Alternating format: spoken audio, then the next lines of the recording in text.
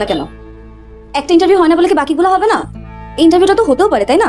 আর business পরেও করা যাবে। এখন আপনার একটা স্টেবল ইনকাম দরকার প্রথমে। আমি এত কথা শুনবো না, আর আপনি ইন্টারভিউ দিবেন আর আপনাকে সাথে ইন্টারভিউ দিতে আমি নিয়ে যাবো।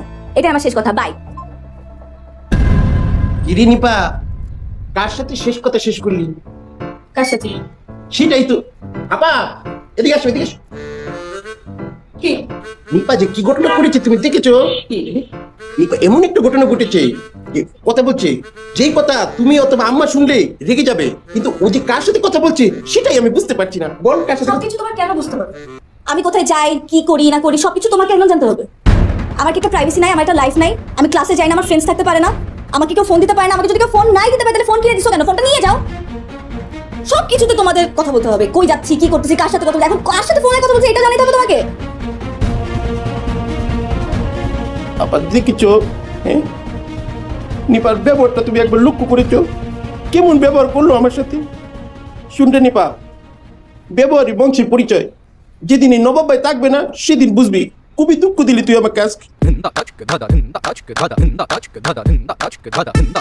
বড় ভাই না, এরকম করতে হয়। যা তা বললে এমন করবো না। তুমি আমাকে বলো আমার প্রাইভেসি কেন সবকিছুতে ইন্টারফেয়ার করতে থাকে? আচ্ছা ঠিক আছে, কিন্তু ও তো এরকমই। তো মানুষ পরিবর্তনশীল, ওকে তো চেঞ্জ হইতে হবে, তাই না? সবসময় কি মানুষ এমনই থাকবে? ঠিক আছে, কিন্তু তোর যে পরিবর্তন না, এটা কিন্তু বেয়াদব। এরকম করিস না।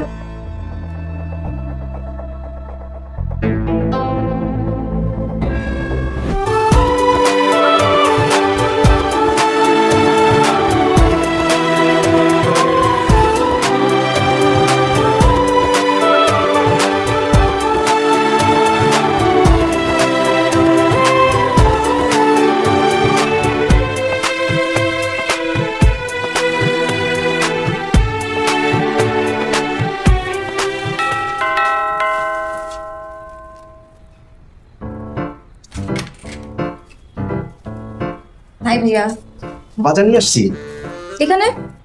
আপনার জন্য নিয়ে আসছি। আমি বলছি আপনাকে বাজার আনতে। খালামা কইছে। মা বলছে? মা, মা, সালাম ভাই আসছে। খালামা, এই যে বাজার নিয়ে আসছি আপনার লিগা। বাজার আনছস কে রে? আপনি না তখন কইলেন বাজার লইতে। আমি কইলেই তুই হেডা আনবে? হ্যাঁ, এটা আমার দায়িত্বের ভিতরে পড়ে না।